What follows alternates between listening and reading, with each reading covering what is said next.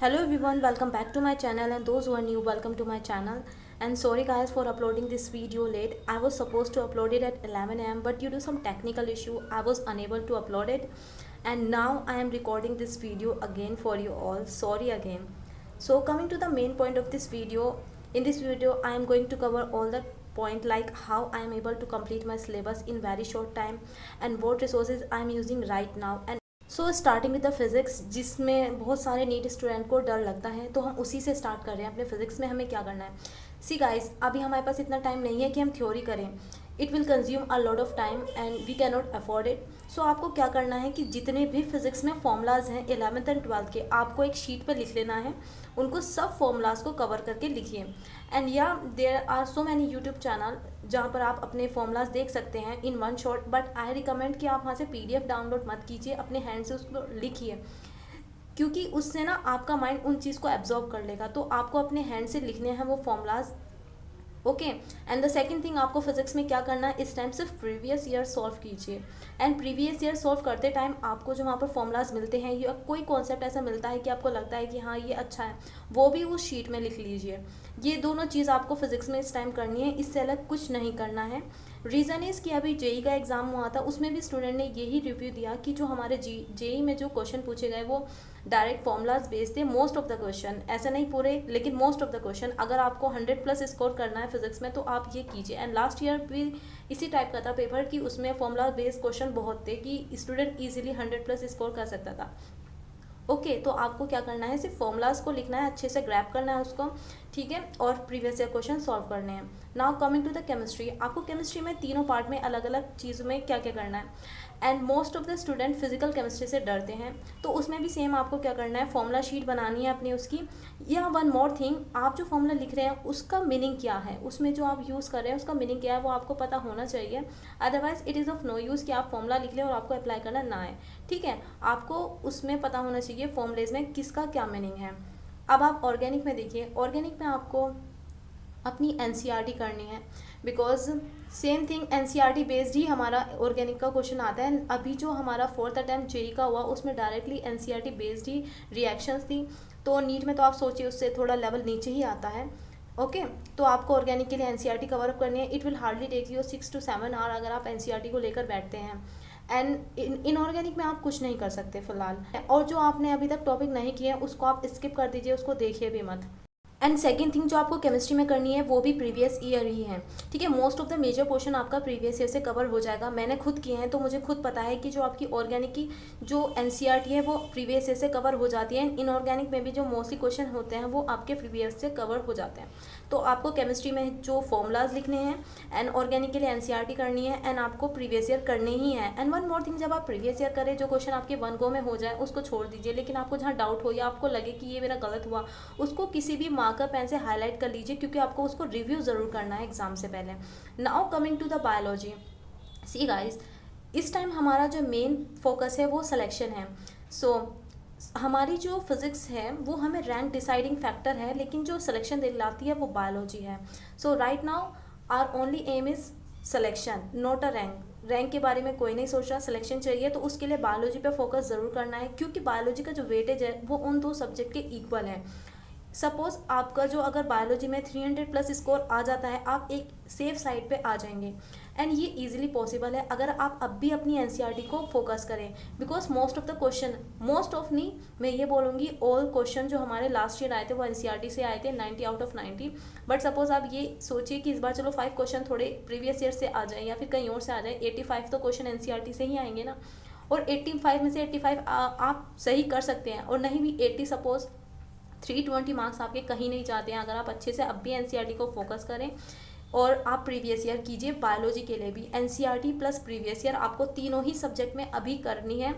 अब आपको वो करनी किस तरह से है मैं वो बताती हूँ। देखिए गाइस, अगर आप इस टाइम अपनी थोड़ी सी नींद को सेक्रीफाइस कर देंगे तो वो आपको आगे जाके बेनिफिट देगी। अदरवाइज़ अब अगर आप अपनी स्लीप को सेक्रीफाइस नहीं कर सकते तो ये सोचिए एग्ज़ाम के बाद आपको बिल्कुल नींद नहीं आने वाली। ये सोचिए कि हमारा अब क्या होगा, हमारा सिलेक्शन नहीं हुआ। सो आप थोड़ा सा अपना पुश कीजिए, 16 to 17 18 आवर्स आप पढ़िए, बस पढ़िए, सोइए, खाइए, उससे अलग कुछ मत कीजिए इस टाइम, ठीक है। मैक्सिमम टाइम अपनी स्टडी को डिवोट कीजिए। अगर आप 3 AM उठते हैं मॉर्निंग में, सबसे बेस्ट टाइम होता है हमारे माइंड का, एक्टिवनेस बहुत ज़्यादा होती है। 3 AM उठिए एंड रात को 9 PM तक आप टारगेट लीजिए कि मुझे करना है और पढ़ना है। 9 से 10 के बीच में आप सो जाइए, ओके या फिर थोड़ा एक्सटेंड कर दीजिए भाई, 10 बजे तक पढ़ लीजिए। अभी आप कुछ दिन ऐसे पढ़ लीजिए, मैं ये नहीं बोल रही एग्जाम टाइम तक आपको ऐसे पढ़ना है, बट आपको 6-7 सितंबर तक ये रूटीन रखिए अपने उसमें, और मैक्सिमम पोर्शन कवर कीजिए। लाइक जैसे ही मेरी वीडियो आप देखेंगे, इसके बाद आज का टारगेट आप ये रखिए कि आप फिजिक्स के सारे फॉर्मूलाज लिखने हैं, उनको लर्न भी आज ही करना है। कल आप ये टारगेट रखिए, आप सुबह मॉर्निंग 3 AM उठेंगे और रात को 9 PM से पहले आपको फिजिक्स के प्रीवियस ईयर के क्वेश्चन कर लेने हैं। एंड या वन मोर थिंग, अगर आपको कोई प्रीवियस ईयर में क्वेश्चन ऐसे लगता है यहाँ पर आपसे गलत हो रहा है, ये समझ नहीं आ रहा, वहाँ टाइम मत वेस्ट कीजिए, पीछे से देखिए सॉल्यूशन और उसको लिखिए और सोचिए कि इन्होंने यहाँ पर क्या यूज़ किया, क्यों यूज़ किया, ठीक है। और नेक्स्ट में मूव ऑन कर दीजिए, इतना टाइम नहीं है अब हमारे पास, ठीक है। आपको ये करना है। एंड या आप मैं बार बार ठीक है बोलिए, प्लीज़ गाइज इसका मजाक मत उड़ाइए, कुछ कुछ पॉइंट ऐसे होते हैं जिसको आप रिपीट करते हैं, ओके। एंड आपको 15 ईयर्स के प्रीवियस ईयर पेपर सॉल्व करने हैं, एंड ये पॉसिबल है कि आप 1 डे में प्रीवियस ईयर कर सकते हैं इजीली, अगर आप 3 AM से बैठिए और 9 PM तक अपना टारगेट लीजिए, ओके। आपको क्या करना है फिर नेक्स्ट डे, आप केमिस्ट्री के नोट्स कीजिए, मतलब 1 सितंबर को आपको केमिस्ट्री के नोट्स करने हैं, जो चीज़ मैंने बताई, और 2 सितंबर को आपको केमिस्ट्री के प्रीवियस ईयर लगाने हैं, और 3rd एंड 4th को आपको बायोलॉजी के एनसीईआरटी को कवर अप करना है, एंड 5th एंड 6 सितंबर को आपको बायोलॉजी के प्रीवियस ईयर कवर करने हैं। 6 सितंबर तक आपका ये हो जाएगा। अगर आप थोड़ा सा पुश करेंगे खुद को और 16 17 या 18 आवर्स भी आप पढ़ देंगे, तो सोचिए 6 सितंबर तक आपका सिलेबस हो जाएगा अब भी, और वो भी अच्छे से अगर आप करें तो। इस टाइम अपना टाइम वेस्ट मत कीजिए फ्रेंड्स के साथ या कहीं भी जाकर, या मैं उनको टाइम वेस्ट ही बोलूँगी अगर आप इस तरीके से कहीं जा रहे हैं, घूम रहे, कर रहे हैं। Our only aim is selection right now, बाद में रोना नहीं है, तो अभी आप पढ़ लीजिए। और देखिए आपके पास 6 के बाद भी टाइम बच जाता है, 7th 8th 9th 10th 11th तक आपके पास टाइम है, 11 सितंबर तक। तब आप ये चीज़ दोबारा से रिव्यू कीजिएगा, जो प्रीवियस ईयर क्वेश्चन गलत हुए थे उन्हें देखिए, और जो आपने नोट्स बनाए, फॉर्मूलाज बनाए, वो आप बार बार पढ़िए, जितना हो सकता है उतना पढ़िए। एंड इसका बेनिफिट आप खुद देखना एग्जाम वाले दिन। और राइट नाउ आप फुल सिलेबस टेस्ट मत भी दीजिए, वो हम क्यों देते हैं, अपनी परफॉर्मेंस चेक करने के लिए या फिर अपनी स्पीड बढ़ाने के लिए।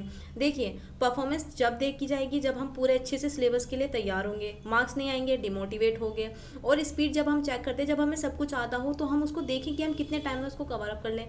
दोनों ही चीज़ पॉसिबल नहीं है। जब हमारा सिलेबस ही अच्छे से नहीं हुआ, हमें आती नहीं चीज़, तो वो 3 आवर वेस्ट करने से अच्छा है कि आप उसको अपनी पढ़ाई में इन्वेस्ट कीजिए। फिलहाल मैं ये नहीं बोली फुल सिलेबस टेस्ट नहीं देना चाहिए, बट राइट नाउ जब आपका सिलेबस ही नहीं है पूरा, तो क्या फ़ायदा, उससे मार्क्स कम आते हैं तो आप डिमोटिवेट ही होंगे, ओके।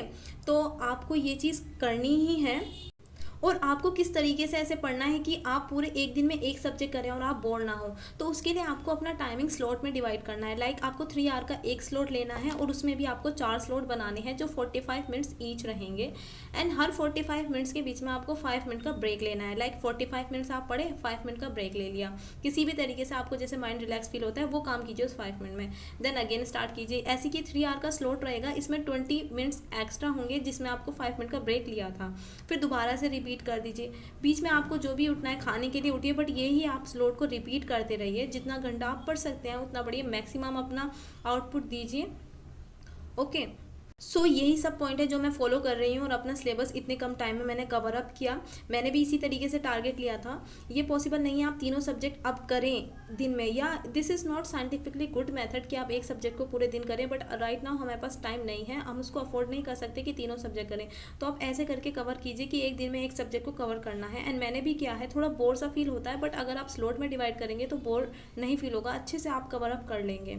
एंड या one more thing guys, please don't ask me about my drop. मैं ऑलरेडी मैंशन कर चुकी हूँ, I am a dropper and I scored 599 marks last year.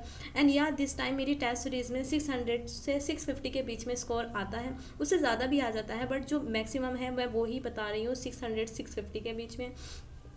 तो आप प्लीज़ बार बार ये पूछिए कि आपका कौन सा ड्रॉप है, आप ड्रॉपर है, प्लीज़ मत पूछिए, वो मुझे बहुत ज़्यादा बुरा फील होता है। मुझे फील होता है like I am helping you all, and आप उस चीज़ को ना देख के मेरे ड्रॉप को पूछते हैं तो अच्छा फील नहीं होता। अगर मेरी वीडियो या फिर मेरी ये जो चीज़ मैं आपको बता रही हूँ ये आपको हेल्प कर रही है, तो ड्रॉप से क्या मैटर करता है यार। आप बार बार वो चीज़ पूछेंगे तो वो मुझे भी इम्पैक्ट लूज़ करेगी। एंड राइट नाउ मुझे अपना मोटिवेशन लूज़ नहीं करना, तो please guys stop asking me about my drop. See आप देखिए अगर आपकी हेल्प हो रही है।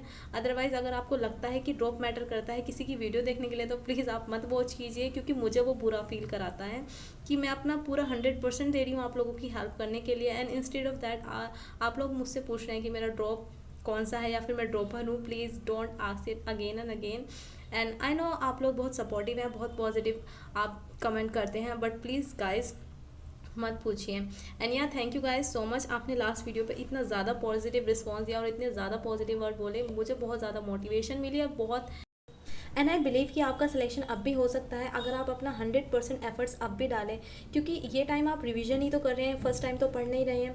एंड जब आपने लाइन ही ऐसी चूज़ की है तो एक्स्ट्रा एफर्ट्स तो डालने पड़ेंगे ही। डॉक्टर बनने के लिए इतना ईजिली अगर होता बनना तो सभी डॉक्टर बन जाते हैं गाइज, तो उसके लिए अपने एक्स्ट्रा एफर्ट्स डालने ही पड़ेंगे। और पढ़िए अच्छे से, सिलेक्शन निकालिए और मुझे बताइए कि आप कौन से कॉलेज में हैं। मे बी हम इंटरेक्ट करें आगे वीडियोज़ में, मैं आप लोगों के साथ कोई वीडियो कोलैबोरेट करूँ, किसी में आपको दिखाऊँ। So all the best guys, love you all.